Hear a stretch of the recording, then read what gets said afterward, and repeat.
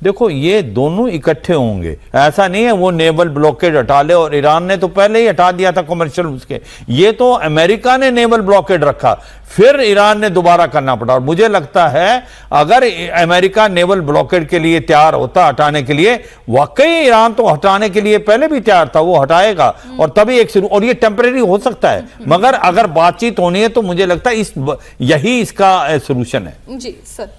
हाँ, बेसिकली देखिए इसमें मीनाक्षी जी सबसे इंपॉर्टेंट बात यह है कि यूएस अभी पोजीशन ऑफ स्ट्रेंथ से बार्गेन कर रहा है और यूनाइटेड स्टेट्स पिछले इनफैक्ट 2-3 वीक से ही पोजीशन ऑफ स्ट्रेंथ से बार्गेन कर रहा है। ईरान का जो बार्गेनिंग चिप है कि हम होल्ड ऑन कर सकते हैं, वो ज़्यादा दिन नहीं चलेगा। वो इकोनॉमिक इंडिकेटर्स उसके बहुत क्लियरली आ गए हैं और इनफैक्ट जो इंटरनल न्यूज़ ईरान से आ रही है उसमें लोग भी बहुत असंतुष्ट हैं। अभी 2 लोगों को जो फांसी चढ़ाई है उसके ऊपर राइट्स भी हो रहे हैं और काफ़ी कुछ वहाँ पर जो है अंदर सिचुएशन क्रिएट हो रही है।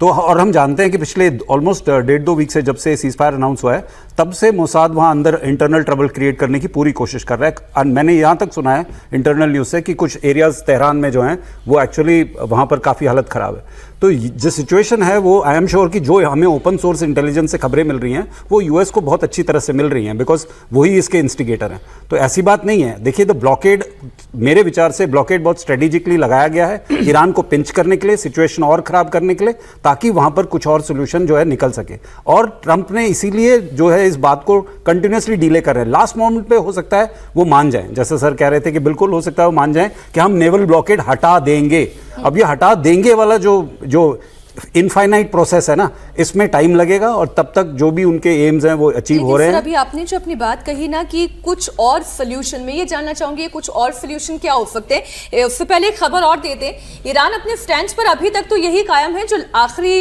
है बात कि 10 सूत्रीय जो उनका एजेंडा है, जो उनका प्रोग्राम है या जो उनकी शर्तें हैं, वो उन्होंने शहबाज शरीफ को पकड़ा दी है। इधर मुनीर और शहबाज भी दूसरे राउंड की बातचीत की तैयारी में जुटे हुए हैं। इस्लामाबाद की तस्वीरें आपके सामने रख रही हूं, जहां पर जबरदस्त सुरक्षा व्यवस्था है। दोनों देशों के प्रतिनिधि मंडल के लिए होटल भी बुक कर लिए गए हैं, मेन्यू फाइनल कर लिया गया है, लेकिन ईरान ने वार्ता में शामिल होने से इनकार कर दिया है। खबर यह आ रही है कि जेडी वेंस आज देर रात या कल सुबह तक इस्लामाबाद पहुंच सकते हैं और उनके साथ स्टीव विटकॉफ और जेरेड कुशनर भी दूसरे राउंड की बातचीत में शामिल हो सकते हैं। पहले यह खबर आ रही थी कि वेंस इस्लामाबाद नहीं जाएंगे। ट्रंप ने भी कुछ दावे किए थे, लेकिन ट्रंप के जो दावे हैं वो मेजर कंसर्न सिक्योरिटी रीजन को है। पाकिस्तान में सोचिए बातचीत भी हो रही है, लेकिन पाकिस्तान पर उन्हें भरोसा भी नहीं है, क्योंकि पाकिस्तान की सुरक्षा व्यवस्था को लेकर वो एश्योरिटी नहीं है। इसलिए वो कह रहे थे कि जेडी वेंस नहीं आएंगे, पर लेटेस्ट इंफॉर्मेशन यही है कि वो आ रहे हैं। तो ये अपडेट इसलिए दे दिया रविंद्र सचदेव जी की दर्शकों को भी पता होना चाहिए कि ट्रंप भेज तो रहे हैं अपने नुमाइंदों को, लेकिन उनकी भी सुरक्षा को लेकर वो सहज नहीं है, number 1।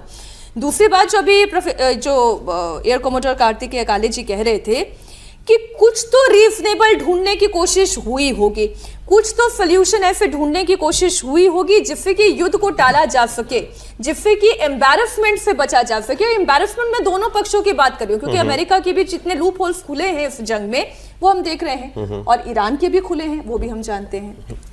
No, very true. Chance तो ये है कि लास्ट मिनट में ईरानियन डेलीगेशन आएगी, क्योंकि स्टेक्स बहुत हाई हैं। अगर जेडी वैंस और स्टीव विटकॉफ आ रहे हैं, ये already there in the air, right, तो ये पब्लिक रेटरिक कुछ चल रहा है, पर पीछे भयानक रूप से बातचीत हो रही होंगी।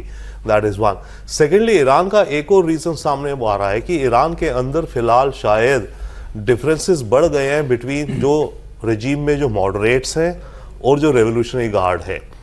ये आपस में थोड़ा इनका गैप होता जा रहा है। मॉडरेट में मैं अब्बास फरागची का नाम लूं? Exactly, please, of course, exactly. जो फॉरेन मिनिस्टर है और जो स्पीकर भी है, हालांकि क्योंकि अभी आप देखिए एक और हुआ था ये, हाँ, कि ये ब्लॉकेट उठ गया है। अभी परसों खबर आई थी, राइट, कि ईरान ने कहा था कि हमने अपना ब्लॉकेट विड्रॉ कर लिया है। इमीडिएटली खबर आई इरानियन रेवोल्यूशनरी गार्ड से, और उनकी जो मीडिया पब्लिकेशन है तस्नीम, उसने कहा नहीं, ये ब्लॉकेट बिल्कुल जारी है। फिर कहीं एक ट्वीट भी आया कि हमारे जो कमजोर लीडर हैं या ऐसे कुछ जो ट्वीट पर चलते हैं वो नहीं, जो मिलिट्री ग्राउंड पे होगा वो होगा। तो कुछ अफवाहें भी हैं, बट शायद कुछ रियलिटी भी है कि एक टसल चल रही है विद इन ईरानियन लीडरशिप कि इस सारे मुद्दे पे आगे कैसे जाया जाए। एक बड़ा पोर्शन है गार्ड का रेवोल्यूशनरी जो चाहता है, कहता है कि हमें झुकना नहीं है, हमें लड़ते रहना है। इन दैट केस अगर वो साइड डोमिनेट कर जाता है तो ऑब्वियसली ईरान को नुकसान बहुत होगा। बट एक वॉर बड़ी होगी। और जैसे हम सब समझ रहे हैं, सबसे ज़्यादा परेशानी औरों के अलावा गल्फ कंट्रीज की है।